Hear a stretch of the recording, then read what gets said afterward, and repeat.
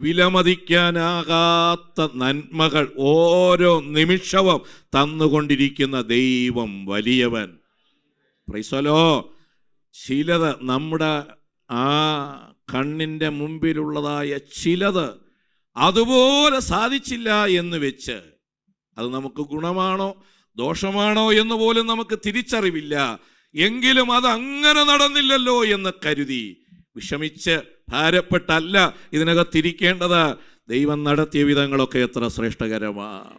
ദൈവവുമായി ചേർന്നിരിക്കാൻ കഴിയുന്ന ഒരനുഭവത്തിന് ഉടമകളായി തീരട്ടെ. ദൈവവുമായി ചേർന്നിരിക്കുക എന്നൊക്കെ പറയുന്നത് ഇങ്ങനെ പാട്ടുപാടുന്നതും കൈയടിക്കുന്നതും അന്യഭാഷ പറയുന്നതും ഒക്കെ മാത്രമല്ല, അത് വേണം. ഇതൊക്കെ ദൈവത്തോട് ചേർന്നിരിക്കാതെയും ചെയ്യാം.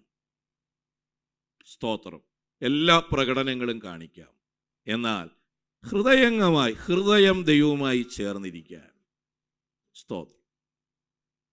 മാനുഷികമായി ദൈവവുമായി ചേർന്നിരിക്കാൻ ഒക്കത്തില്ല. കാരണം ദൈവം ആത്മാവാണ്. സ്തോത്രം. ഈ കല്യാണ സമയത്ത് പറയുന്ന ഒരു പ്രധാന കാര്യമാണ് എങ്ങനെയാണ് ദൈവം ഇവരെ തമ്മിൽ യോജിപ്പിക്കുന്നത്. സ്തോത്രം. ലോകത്തിൽ പലതരത്തിൽ പല പരിപാടികളുണ്ട്. താലി കൊടുത്ത്, പുടവ കൊടുത്ത്, കയറുകൊണ്ട് കെട്ടി. സ്തോത്രം. അങ്ങനെ ഓരോ സ്ഥലത്തും കുറേ പരിപാടി. നമ്മുടെ ഭാരതത്തിൽ തന്നെ എത്ര ആചാരം. ചിലതൊക്കെ നമുക്ക് കാണുമ്പോൾ തന്നെ വളരെ വിചിത്രമായി തോന്നും. അങ്ങനെയാണ് തമ്മിൽ ബന്ധിപ്പിക്കുന്നത്. സ്തോത്രം. എന്നാൽ ദൈവദാസന്മാർ പറയുന്നത് കേട്ടിട്ടില്ല, ഇതൊക്കെ വസ്തുക്കളാണ്. Praise the Lord. 2 കഷ്ണം ഇരുമ്പാണെങ്കിൽ എന്ത് ചെയ്യാം? വെൽഡ് ചെയ്താൽ ചേർന്നിരിക്കും. 2 കട്ടയാണെങ്കിൽ അല്പം ചാന്ത് വെച്ചാൽ തമ്മിൽ ചേർന്നിരിക്കും. അതാണല്ലോ ഈ കെട്ടിടമൊക്കെ ഇങ്ങനെ ചേർത്ത് കെട്ടിയൊക്കെ വെച്ചിരിക്കുന്നത്. സ്തോത്രം. ഇപ്പോൾ 2 ആത്മാക്കളാണ്. ശരീരം കൊണ്ട് ചേർന്നാൽ പോരാ, അകത്തെ മനുഷ്യൻ ചേരണം. അങ്ങനെ വന്നെങ്കിലേ അത് ശരിയാവൂ. സ്തോത്രം. ഇന്ന് ചേരുന്നത് പലപ്പോഴും അങ്ങനെ അല്ല. മനസ്സിലായോ? സ്തോത്രം. ഇന്ന് ചേരാനായിട്ടുള്ള ഘടകമെന്ന് പറയുന്നത് സൗന്ദര്യമാണ്, പണമാണ്. അങ്ങനെ ഇതൊക്കെ വേണ്ടെന്നൊന്നുമല്ല, ഇതൊക്കെ വേണം. പക്ഷെ അതിനപ്പുറമായി ചേർന്നിരിക്കാൻ പറ്റണമെങ്കിൽ അകത്തെ മനുഷ്യൻ തമ്മിൽ യോജിക്കണം. അങ്ങനെയാണെങ്കിലാണ് ഇതില്ലാതെ വരുമ്പോഴും അത് നിലനിൽക്കുന്നത്. ഈ പ്രേമവിവാഹങ്ങളൊക്കെ പെട്ടെന്ന് പൊളിയുന്നതിൻ്റെ കാരണം എന്താണെന്നറിയാമോ? സ്തോത്രം. പ്രേമിക്കുമ്പം പറയുന്നത് പോലെ അല്ല, കാര്യം സാധിച്ച് കഴിയുമ്പോൾ പറയുന്നത്. സ്തോത്രം. അവരെന്താണോ ഉദ്ദേശിക്കുന്നത് അത് നടന്ന് കഴിഞ്ഞാൽ പിന്നെ പറയുന്നത് നേരത്തെ പറഞ്ഞതുപോലെ അല്ല. ഒരാളിൽ നിന്ന് ഒരല്പം പൈസ വാങ്ങണം. നമ്മുടെ നിപ്പും നമ്മുടെ വാക്കും ഒക്കെ വളരെ സൗമ്യതയോടെയായിരിക്കും. എന്നാൽ ആ പൈസ തിരിച്ചു കൊടുക്കാൻ സമയമാകുമ്പോൾ ഏത് പൈസ? ഈ ഒരു വാക്ക് നേരത്തെ പറഞ്ഞിരുന്നെങ്കിൽ, ഇങ്ങനെ ഒരു നിപ്പ് നേരത്തെ നിന്നിരുന്നെങ്കിൽ എന്ത് ചെയ്തേനെ? ആ കിണിക്കകത്ത് പെടാതെ നോക്കാമായിരുന്നു. സ്തോത്രം. ബാങ്കിലായാലും അങ്ങനെ മാനേജറുടെ മുമ്പൊക്കെ ചെന്ന് നിൽക്കുന്നതാണ്. ഇപ്പം നമുക്ക് എന്താ അടയ്ക്കാത്തതെന്ന് ചോദിക്കുമ്പോഴാണ് പിന്നെ ഞാൻ ഇപ്പം ചാടും എന്നൊക്കെ പറഞ്ഞു. അപ്പം ഇത് നേരത്തെ പറഞ്ഞിരുന്നെങ്കിൽ മാനേജർ എന്ത് ചെയ്തേനെ? കാര്യം എന്താണോ ഞാൻ ഉദ്ദേശിച്ചത് അത് നടക്കുന്നത് വരെയുള്ളതെല്ലാം പ്രകടനങ്ങളാണ്. ആ കാര്യം നടന്നു കഴിയുമ്പോഴാണ് ഒറിജിനൽ വെളിപ്പെടുന്നത്. ഇന്ന് പകൽ ഇതിനകത്തിരിക്കുന്ന എല്ലാവരോടും പറയട്ടെ, ലോകം ഇങ്ങനെയാണ്. സ്തോത്രം. എന്നാൽ അങ്ങനെ നിൽക്കുന്നിടത്ത് വിജയം പ്രാപിക്കാനൊക്കത്തില്ല. അങ്ങനെയാണ് ദൈവം അവരെ തമ്മിൽ യോജിപ്പിക്കുന്നു എന്ന് പുസ്തകം പറയുന്നു. മറ്റതൊക്കെ പുറമേയുള്ള ഘടകങ്ങൾ യോജിപ്പിക്കുന്നു. അതില്ലാതെ പോകുമ്പോൾ അത് പൊളിഞ്ഞു പോകുന്നു. സ്തോത്രം. എന്നാൽ ദൈവം യോജിപ്പിക്കുന്നത്, കാരണം ഇത് രണ്ടാത്മാവാണ്, അവരെ തമ്മിൽ യോജിപ്പിക്കാൻ ആർക്കേ പറ്റൂ? ദൈവത്തിനേ പറ്റൂ. അതാണ് അതിൻ്റെ സത്യം. അതുപോലെ ദൈവവുമായി ചേർന്നിരിക്കണമെങ്കിൽ ഈ അഭ്യാസവും പ്രകടനവും കൊണ്ടൊന്നും പറ്റത്തില്ല. സ്തോത്രം. ഇന്ന് രാവിലെ മുതൽ വൈകുന്നേരം വരെ ഇവിടെ ഇരുന്ന് പ്രാർത്ഥിച്ചാലും പറ്റത്തില്ല. വേണം, പ്രാർത്ഥന വേണ്ടെന്നല്ല. ദൈവം വിശുദ്ധനാകയാൽ നിങ്ങളും വിശുദ്ധരായിരിപ്പീൻ. ഹൃദയം കൊണ്ട് ദൈവവുമായിട്ട് ചേർന്ന് നടക്കണം. നമ്മൾ വായിച്ചപ്പോൾ കേട്ടുകൊണ്ടിരിക്കുകയാണല്ലോ, ഹാനോക്ക് ദൈവത്തോട് കൂടെ നടന്നു. അത് ഈ ആരാധനയ്ക്ക് വരുന്ന ഒരു 2-3 മണിക്കൂറല്ല, എന്നും. നിങ്ങളെ നന്മ വേണോ? ജീവിതത്തിൽ സന്തോഷവും സമാധാനവും വേണോ? ദൈവത്തോടു കൂടെ നടക്കണം. ദൈവത്തോടു കൂടെ നടക്കുമ്പോഴുണ്ടല്ലോ, ദൈവത്തിന് ഇഷ്ടമല്ലാത്തത് എന്തൊക്കെയെന്ന് ആരും പറഞ്ഞു തരാതെ നിങ്ങൾക്ക് മനസ്സിലാവും. പാസ്റ്ററോട് ചോദിക്കേണ്ട, മറ്റാരോടും ചോദിക്കേണ്ട. ദൈവവുമായി ചേർന്ന് നടക്കുമ്പോൾ ദൈവത്തിന് ഹിതമല്ലാത്തത് എന്തെന്ന് പെട്ടെന്ന് ദൈവം നിങ്ങൾക്ക് മനസ്സിലാക്കിച്ചത്. ഇത് എന്നെ ദൈവത്തോടൊപ്പം നടക്കാൻ ഇന്നയാൾ സമ്മതിക്കുകയില്ല. വാക്ക് മനസ്സിലാകുന്നുണ്ടോ? ദൈവത്തോട് നടക്കുന്ന നിന്നെ, ദൈവത്തോടുള്ളതായ ആന്തരിക സ്വഭാവവുമായി ചേർന്നിരിക്കുന്ന നിന്നെ, അതിൽ നിന്ന് നിന്നെ മാറ്റുന്ന ഒരു ഘടകം അടുത്ത് വരുമ്പോൾ പെട്ടെന്ന് മനസ്സിലാകും ഇത് ശരിയല്ല. അവരവർക്ക് തന്നെ മനസ്സിലാകും. അപ്പോൾ അങ്ങനെ ദൈവവുമായി ചേർന്നിരിക്കുന്ന ഒരു ആത്മീയ അനുഭവം വേണം. അങ്ങനെ വരുമ്പോൾ അതിൻ്റെ ഒരു ലക്ഷണം, ദൈവവുമായിട്ട് നമുക്കൊരു പിണക്കവും വരത്തില്ല. ദൈവത്തോടൊരു ചോദ്യവുമില്ല, ദൈവത്തോടൊരു പരാതിയുമില്ല. സ്തോത്രം. ദൈവത്തോട് എപ്പോഴും സമരസപ്പെട്ടു പോകുന്ന ഒരു അനുഭവം നമ്മുടെ അകത്തുണ്ടാകും. മറ്റേതെന്നും പരാതിയാണ്, എന്നും സംഘർഷമാണ്. സ്തോത്രം. അങ്ങനെയുള്ള തലങ്ങളിൽ നമ്മുടെ മുന്നോട്ട് പോകാതെ, ഇതൊക്കെ അതിന് ഉപോത്ബലം, അതിനെ ഒരുക്കുന്നതാണ് ഇങ്ങനെയുള്ള ഈ ആരാധനകളൊക്കെ. ശരി, വായിച്ച സങ്കീർത്തന ഭാഗത്തിലേക്ക് വരാം. ശ്രദ്ധിക്കൂ. അതിൻ്റെ 19 മുതൽ കഴിഞ്ഞ അതിൻ്റെ 18 വരെയുള്ള വാക്യങ്ങളിൽ എന്തുകൊണ്ടാണ് ദൈവത്തെ സ്തുതിക്കേണ്ടത് എന്നുള്ള ചോദ്യത്തിൻ്റെ ഉത്തരങ്ങളായി ഇങ്ങനെ പറഞ്ഞു വരികയാണ്. അതിന് കഴിഞ്ഞ 18 വരെയുള്ള വാക്യങ്ങൾ നമ്മൾ വായിച്ചത്, ദൈവം എത്ര വലിയവനാണ്, ഈ ഭൂമണ്ഡലത്തെ പോരാ, ഈ നമ്മുടെ ഈ സിസ്റ്റത്തെ പറഞ്ഞ് നമുക്ക് മനസ്സിലായല്ലോ, നമ്മൾ ഊഹിക്കാൻ പോലും പറ്റാത്തതാണ്. നമ്മുടെ സൗരയൂഥം, അതിൽ തന്നെ നമ്മുടെ അടുത്തുള്ള ചൊവ്വയിലോട്ട് പോയിട്ട് ഇതുവരെ എന്ത് ചെയ്തിട്ടില്ല, കാര്യങ്ങളൊന്നും നടന്നിട്ടില്ല. തൊട്ടടുത്തുള്ളത് സൂര്യനിലേക്കൊന്നും എത്തിപ്പെടാനേ പറ്റത്തില്ലെന്നാണ് പറയുന്നത്. അതൊരു സോളാർ സിസ്റ്റമാണ്. നമ്മൾ രാത്രി അങ്ങോട്ട് നോക്കുമ്പോൾ ഈ മിന്നി കാണുന്ന നക്ഷത്രങ്ങളെല്ലാം എന്താണ് ശരിക്കും പറഞ്ഞാൽ? ഓരോ സോളാർ സിസ്റ്റങ്ങളാണ്. ഭൂമിയും സൂര്യനും ഉൾപ്പെടുന്ന ഒരു സിസ്റ്റം പോലെയോ അതിനേക്കാൾ എത്രയോ മടങ്ങ് വലിപ്പമുള്ളതായ ഓരോന്നാണ് ഇങ്ങനെ കാണുന്നത്. അങ്ങ് അകലെ ആയതുകൊണ്ട് നമ്മൾ തോന്നുന്നു വാൽനക്ഷത്രമാണെന്ന്. വലിയ തിളങ്ങുന്ന സൂര്യനുകളാണ് അതെല്ലാം. ഇതെല്ലാം കൂടെ ചേരുന്നതാണ് ഒരു ഗാലക്സി, മിൽക്കി വേ എന്നുള്ളതാണ് നമ്മുടെ പേര്. എത്ര മിൽക്കി വേ ഉണ്ടെന്നറിയാമോ? ഒരു വലിയ പ്രകാശക്കൂട്ടം പോലെയാണ് ഇതെന്ത് ചെയ്യുന്നത്, ഇങ്ങനെ കാണുന്നതെന്നാണ്. സ്തോത്രം. ഇതുപോലെ എത്രയോ പ്രകാശക്കൂട്ടങ്ങളുണ്ടെന്ന്. സ്തോത്രം. അതിലിഞ്ഞ് താഴെ ഇരിക്കുന്ന എന്നെ, ഇതിൽ ഞാൻ ആരാണ്? സ്തോത്രം. നമ്മുടെ സ്ഥാനം ഇവിടെ എവിടെയാണ്? നമ്മൾ വിചാരിക്കുന്നത് ഞാനാണ് ഇവിടെ. ഇതിനെല്ലാം താങ്ങി നിർത്തുന്ന ഒരാളുണ്ടെങ്കിൽ, സ്തോത്രം, നമ്മൾ ഇതിലേറ്റവും ചെറിയൊരു ഘടകമാണ്.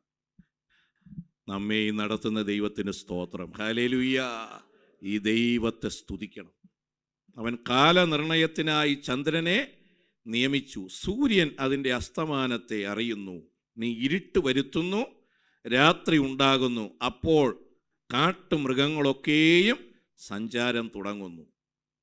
ബാലസിംഹങ്ങൾ ഇരയ്ക്കായി അലറുന്നു. അവ ദൈവത്തോട് തങ്ങളുടെ ആഹാരം ചോദിക്കുന്നു. സൂര്യൻ ഉദിക്കുമ്പോൾ അവ മടങ്ങുന്നു, തങ്ങളുടെ ഗുഹകളിൽ ചെന്ന് കിടക്കുന്നു. മനുഷ്യൻ തൻ്റെ പണിക്ക് പുറപ്പെടുന്നു.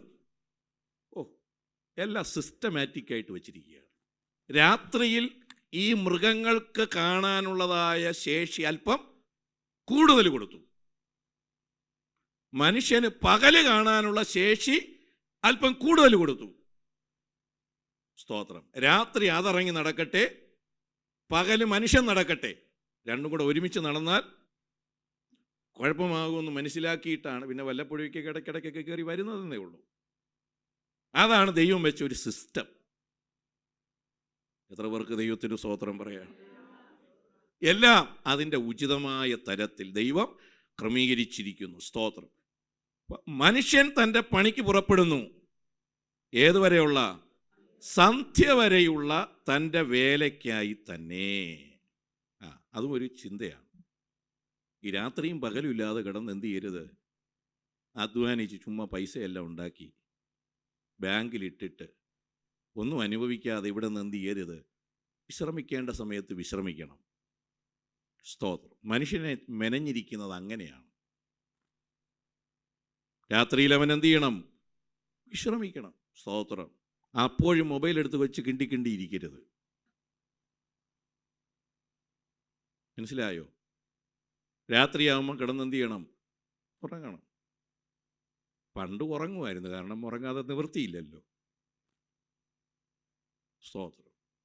കറണ്ട് പോലും ഇല്ലാത്ത വീടുകളിൽ പിന്നെ ഉറങ്ങാതിരിക്കാൻ പിന്നെ എന്ത് ചെയ്യും?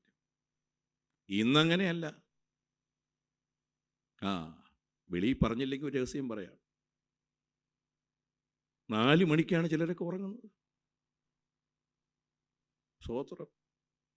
ഇവിടെ ചിലരങ്ങോട്ടും ഇങ്ങോട്ടും പറയുന്നു എൻ്റെ വീട്ടിൽ അങ്ങനെയാണെന്ന്. രാത്രി ഉറങ്ങണം. ദൈവത്തിൻ്റെ വ്യവസ്ഥ അതാണ്. Praise the Lord.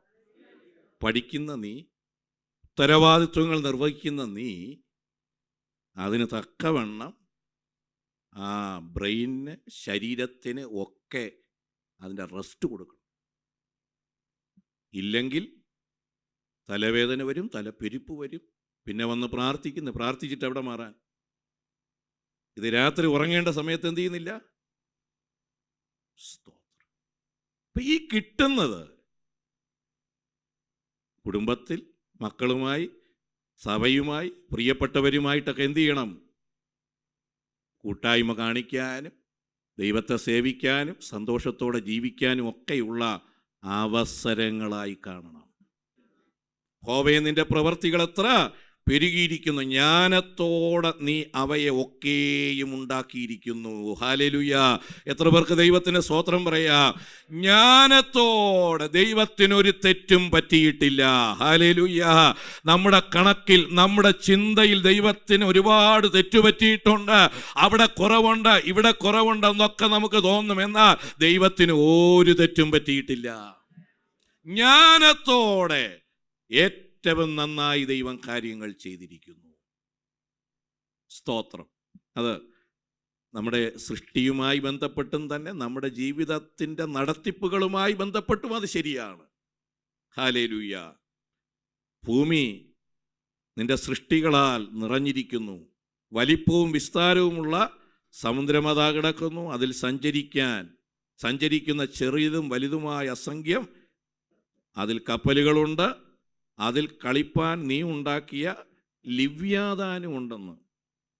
നമ്മൾ വാട്ടർ ടാങ്കിനകത്ത് മീനിട്ടിട്ട് കളിക്കാൻ വേണ്ടി ഇട്ടിരിക്കുന്നത് പോലെ തമ്പുരാൻ സമുദ്രം ഉണ്ടാക്കിയിട്ടിട്ട് ലിവ്യാതാനെയും നീല തിമിംഗലങ്ങളെയൊക്കെ അതിനകത്തിട്ടിരിക്കുകയാണ്. എന്തിനാണ്?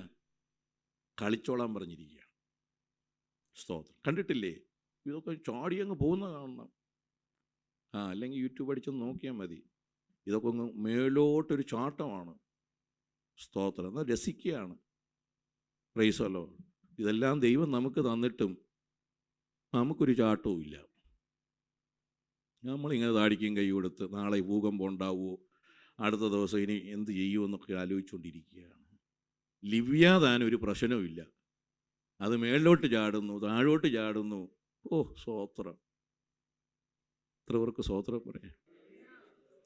നമ്മളെ ആളുകളൊക്കെ ചിരിച്ചിട്ട് കാലം എത്രയായെന്നറിയാമോ? ടെൻഷൻ അടിച്ച് ഒരു സൂചി കൊണ്ട് കുത്തി പൊട്ടിച്ച് വിട്ടാൽ എല്ലാം പോയേനെ. സ്തോത്രം! അതിൽ ദൈവം ഇതെല്ലാം വച്ചിരിക്കും. സ്തോത്രം! എത്ര പേർക്ക് ദൈവത്തിന് സ്തോത്രം പറയാം? നമ്മയും ഇതൊക്കെ തന്ന് വച്ചിരിക്കുന്നത് ഇതിന് തന്നെയാണ്, നന്മ അനുഭവിക്കാൻ.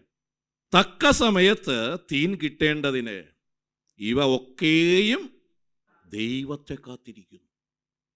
നീ കൊടുക്കുന്നതിനെ അവ പെറുക്കുന്നു. തൃക്കൈ തുറക്കുമ്പോൾ അവയ്ക്ക് നന്മ കൊണ്ട് തൃപ്തി വരുന്നു. തിരുമുഖത്തെ മറയ്ക്കുമ്പോൾ അവ ഭ്രമിച്ചു പോകുന്നു. ശരി, അപ്പോ ഈ വലിയ ലിവ്യാതാനായാലും ആരായാലും ഇവയ്ക്ക് തീൻ കിട്ടണമെങ്കിൽ മുകളിലേക്ക് നോക്കണം. എത്ര പേർക്ക് മനസ്സിലായി?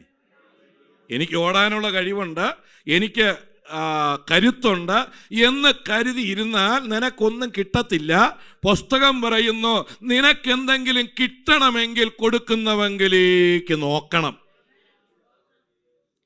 തൃക്കൈ തുറക്കുമ്പോൾ ഈ ജീവനുള്ളതിനൊക്കെയും എന്തുണ്ടാകുന്നു?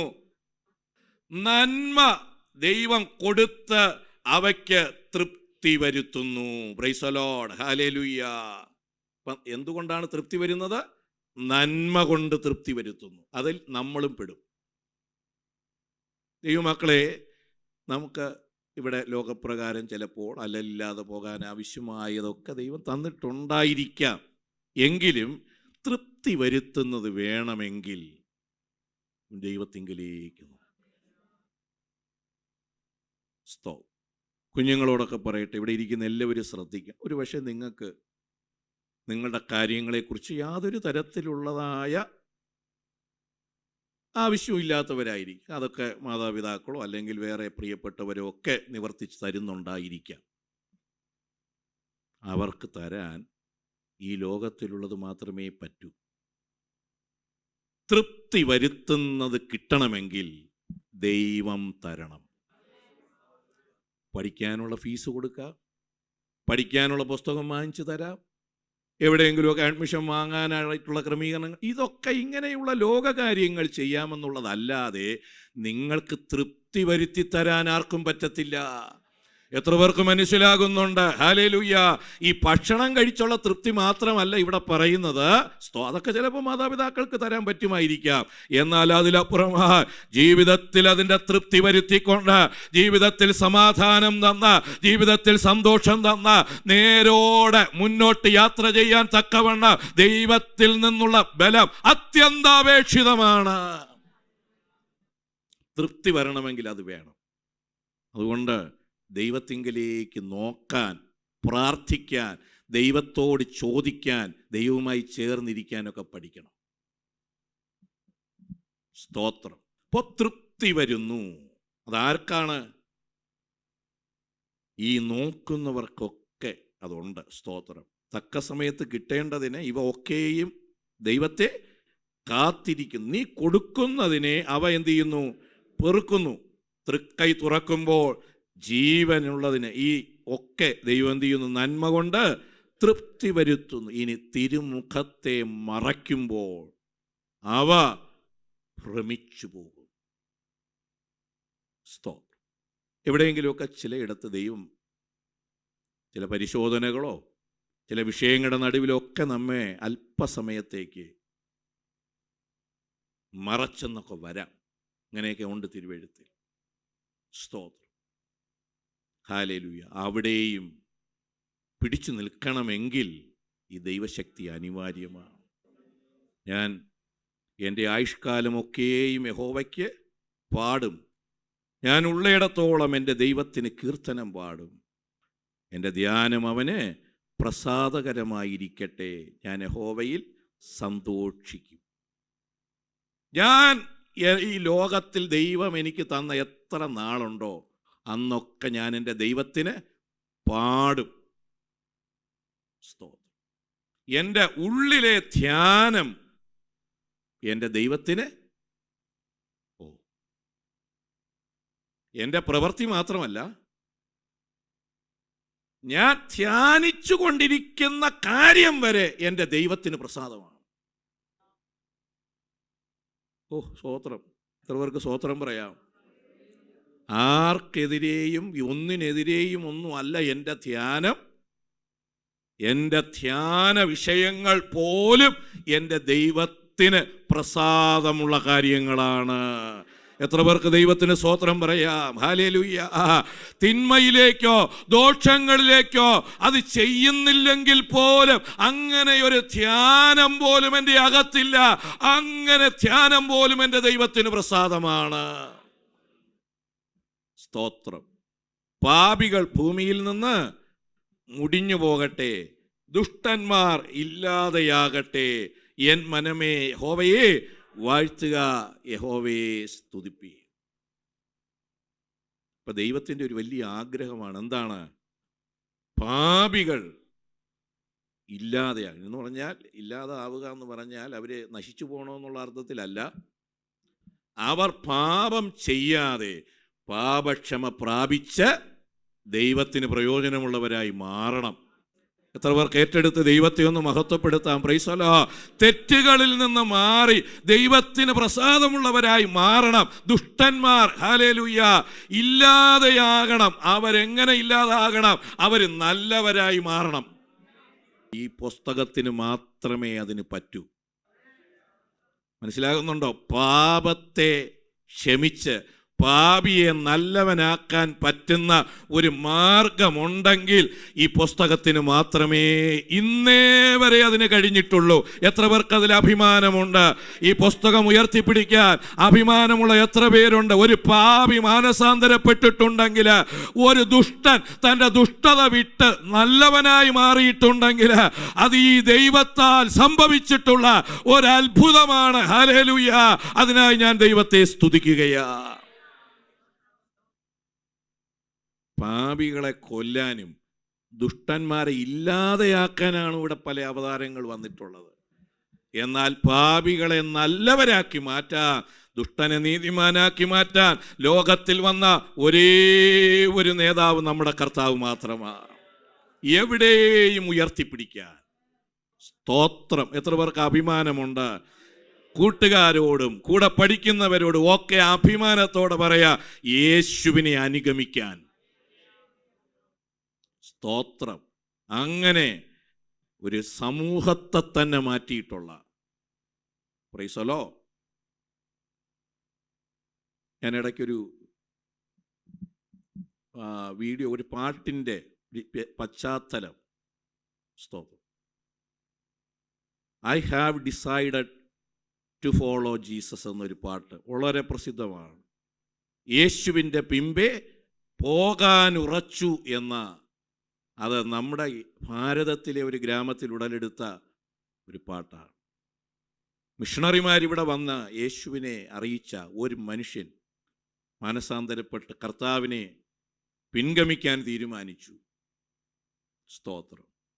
ആ മനുഷ്യനെ അവിടുത്തെ അന്നത്തെ ആ ഗോത്ര തലവൻ കൊണ്ടു നിർത്തി, എല്ലാവരുടെയും മുമ്പ് നിർത്തിയിട്ട് പറഞ്ഞു, ഇനി ഇവിടെ അത് പറ്റത്തില്ല, യേശുവിനെ അനുഗമിക്കാൻ പറ്റത്തില്ല, തള്ളിപ്പറഞ്ഞ് മാറിക്കോണം.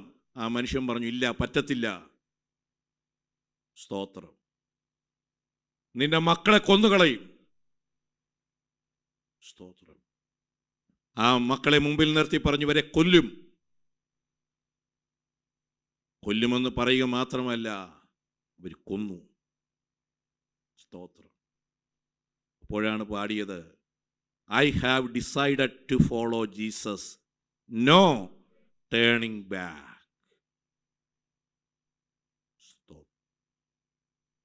സ്തോത്രം. എത്ര പേർക്ക് സ്തോത്രം പറയാ? നിന്റെ ഭാര്യയെ കൊല്ലും. സ്തോത്രം. അന്നേരവും പറഞ്ഞു, ഇല്ല. സ്തോത്രം. ഭാര്യയും കൊന്നു. സ്തോത്രം. നിന്നെയും കൊല്ലുമെന്ന് പറഞ്ഞു. ആ മനുഷ്യനെയും കൊന്നു. അന്നേരം പറഞ്ഞ ഓരോ ഓരോ വാക്കുകളാണ് ഈ പാട്ടിൻ്റെ ഓരോ ഓരോ. സ്തോത്രം. ഹല്ലേലൂയ. ആ കണ്ടു നിന്ന ആ ഗോത്രത്തലവൻ, ഇവൻ്റെ ധൈര്യവും ഇവൻ്റെ അചഞ്ചലമായ വിശ്വാസവും കണ്ട് അവൻ ഉറങ്ങാൻ പറ്റിയില്ല. അവനെ യേശു തൊട്ടു. ആ ഗ്രാമത്തെ കർത്താവ് തൊട്ടു. അവർ മുഴുവനും യേശുവിൻ്റെ സാക്ഷികളായി മാറി. ഇത് കണ്ടു നിന്ന ഗ്രാമത്തലവൻ പറഞ്ഞ വരികൾ വെച്ച് എഴുതിയതാണ്. യേശുവിൻ്റെ പിമ്പേ പോകാനുറച്ചു എന്ന പാട്ട്. സ്തോത്രം. കുഞ്ഞുങ്ങളെ നോക്കൂ, ഇവിടെ നമ്മെപ്പോലെ ഈ പുസ്തകത്തെക്കുറിച്ചൊന്നും ഒരറിവും അവർക്കില്ല. കേട്ടതേ ഉള്ളൂ യേശുവിനെ കുറിച്ച്. മരിക്കാൻ വേണ്ടിയുള്ള തരത്തിൽ യേശുവിനെ വിശ്വസിക്കാൻ. സ്തോത്രം. നമുക്കൊരു പക്ഷേ തോന്നാം, എന്ത് കിട്ടി അവർക്ക്? ആ മനുഷ്യൻ വിശ്വസിച്ചിട്ട് എന്ത് കിട്ടി? താൻ മരിച്ചു, തൻ്റെ കണ്ണിൻ്റെ മുമ്പിൽ 2 തലമുറകൾ മരിച്ചു, തൻ്റെ ഭാര്യ മരിച്ചു. ലോകത്തിലെന്ത് നേടി? ഒരു വലിയ സമൂഹത്തെ അത് നിമിത്തം ആ മനുഷ്യൻ നേടി. ഒരു വലിയ ജനം തൻ്റെ പിന്നാലെ യേശുവിനെ അറിയാൻ തൻ്റെ മരണമിട വന്നു. സ്തോത്രം. ഹല്ലേലൂയ. അങ്ങനെ കർത്താവിനെ പാടി സ്തുതിച്ച് ദൈവവുമായുള്ള അഭേദ്യമായ ബന്ധത്തിൽ യാത്ര ചെയ്യുവാൻ വലിയവനായ ദൈവം നമുക്ക് കൃപ തന്ന് നമ്മെ സഹായിക്കട്ടെ. യേശുവിൻ്റെ പിൻപേ പോകാൻ ഉറച്ച നമുക്ക് ഒരു കാരണം കൊണ്ടും പുറകിലേക്ക് തിരിഞ്ഞു നോക്കാതെ മുൻപോട്ട് തന്നെ യാത്ര ചെയ്യുവാൻ വലിയവനായ ദൈവം കൃപ തന്ന് നമ്മെല്ലാവരെയും സഹായിക്കട്ടെ. സ്തോത്രം.